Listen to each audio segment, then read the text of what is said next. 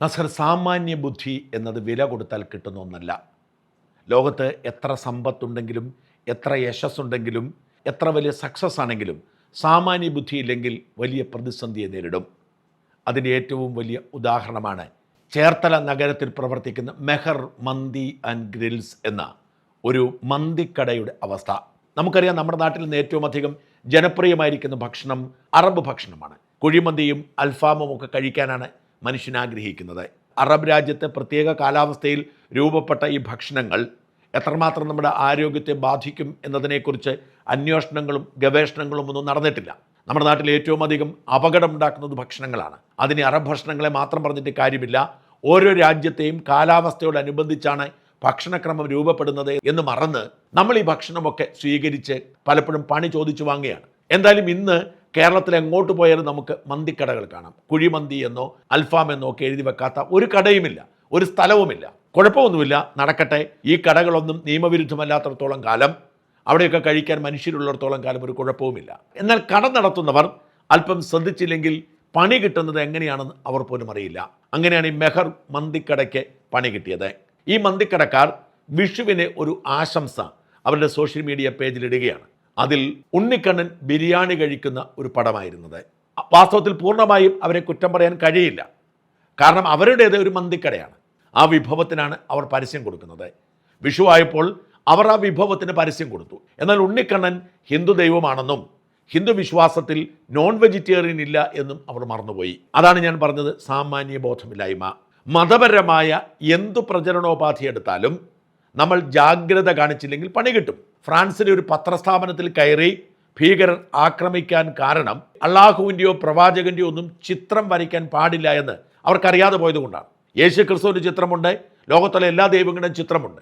ഇനി രൂപമില്ലാത്ത ദൈവത്തിൻ്റെ ചിത്രം പോലും എല്ലാ മതങ്ങളും ഒരു ആലങ്കാരികമായി വരയ്ക്കാറുണ്ട്. എന്നാൽ ഇസ്ലാം മതത്തിൽ അത് നിഷിദ്ധമാണെന്ന് അവർക്ക് മനസ്സിലായില്ല. അവർ ഒരു ഭീകരവാദത്തെക്കുറിച്ച് പറഞ്ഞപ്പോൾ അവർ പ്രവാചകൻ്റെ ചിത്രം വരച്ചു. ഇവിടെ സംഭവിച്ചതും ഇതുതന്നെയാണ്. ഉണ്ണിക്കണ്ണനെ കൊണ്ട് ബിരിയാണി കഴിപ്പിച്ചു മെഹർ മന്തിക്കടക്കാർ. സ്വാഭാവികമായും ഹിന്ദു സംഘടനകൾ രംഗത്തിറങ്ങും. GK സുരേഷ് ബാബു എന്ന RSS സൈദ്ധാന്തികൻ ഇങ്ങനെ ഒരു പോസ്റ്റ് ഇട്ടു. ചേർത്തലയിലെ മെഹർ മന്തി ആൻഡ് ഗ്രിൽസ് എന്ന പിതൃശൂന്യന്മാർ ഇറക്കിയിട്ടുള്ള വിഷു ആശംസ കാർഡാണിത്.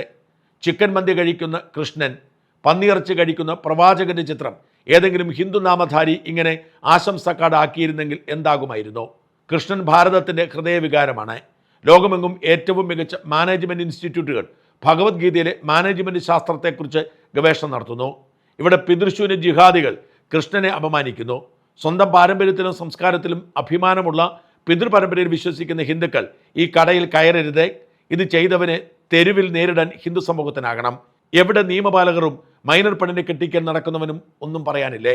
അങ്ങേറ്റം മ്ലേച്ഛമായ പ്രവൃത്തിയാണ് ഈ മെഹർ മന്തിക്കാരൻ ചെയ്തതെന്ന് തീർച്ചയാണ്. ഇത്രയൊക്കെ കോലാഹലങ്ങൾ ഉണ്ടാവും എന്ന തിരിച്ചറിവ് അദ്ദേഹത്തിന് ഇല്ലാതെ പോയതുകൊണ്ടാവാം. ബോധപൂർവം ഒരു ലഹള ലക്ഷ്യം വെച്ച് ഒരു ബിസിനസ് സ്ഥാപനം നടത്തുന്നവർ എന്തായാലും ഇങ്ങനെ ചെയ്യുമെന്ന് വിശ്വസിക്കാൻ പ്രയാസമാണ്.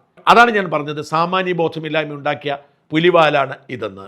പക്ഷെ അതിൻ്റെ പേരിൽ അയാളെ തെരുവിൽ തല്ലണം എന്നൊക്കെ പറയുന്നത് അങ്ങേറ്റം കടന്ന കൈയാണ്. പ്രതിഷേധിക്കുന്നതിൽ തെറ്റില്ല, പക്ഷേ തെരുവിൽ തല്ലിയല്ല ഇത്തരം വിഷയങ്ങളെ കൈകാര്യം ചെയ്യും. നമ്മുടെ നാട്ടിൽ നിയമ സംവിധാനങ്ങളുണ്ടല്ലോ. നിയമപരമായി നടപടിയെടുക്കുക എന്നല്ലാതെ അതിന് പേരിൽ തെരുവിൽ തല്ലുക, അതിന് പേരിൽ വർഗീയ കലാപം ഉണ്ടാക്കുക എന്നൊന്നും ചെയ്യുന്നതിനോട് യോജിപ്പില്ല.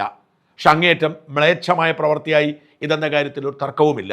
ഒരു മതത്തിൻ്റെ ബിംബത്തെ ഉപയോഗിക്കുമ്പോൾ, പ്രത്യേകിച്ച് ഒരു ദൈവത്തിൻ്റെ ചിത്രം ഉപയോഗിക്കുമ്പോൾ, അതും അന്യമതസ്ഥരാണെങ്കിൽ ജാഗ്രത കൂടുതൽ കാണിക്കണം.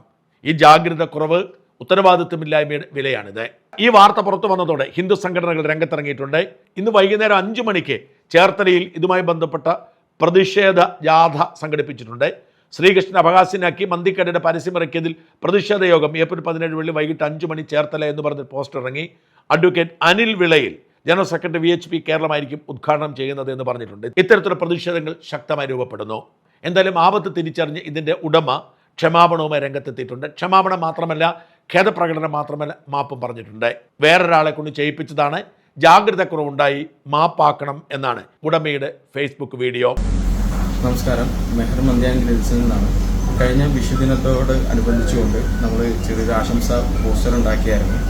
അപ്പോൾ അത് നമ്മൾ തികച്ചും പുറത്ത് ഒരാളെ കൊണ്ടാണ് ആ പോസ്റ്റർ ചെയ്യിപ്പിച്ചത്. എന്നാൽ അദ്ദേഹത്തിൻ്റെ അറിവില്ലായ്മ കൊണ്ട് നമ്മുടെ സഹോദര സമുദായങ്ങൾക്ക് ഉണ്ടാകുന്ന രീതിയിൽ ആ ഒരു ചെറിയൊരു മനസ്സിന് ചെറിയൊരു വിഷമം ഉണ്ടായെന്ന് നമുക്ക് അറിയാൻ കഴിഞ്ഞു. തികച്ചും ഞങ്ങളുടെ അറിവോടുകൂടി ചെയ്തതല്ല, മറിച്ച് അദ്ദേഹത്തിൻ്റെ അറിവില്ലായ്മ കൊണ്ട് ആ പോസ്റ്റർ അങ്ങനെ സംഭവിച്ചു പോയതാണ്.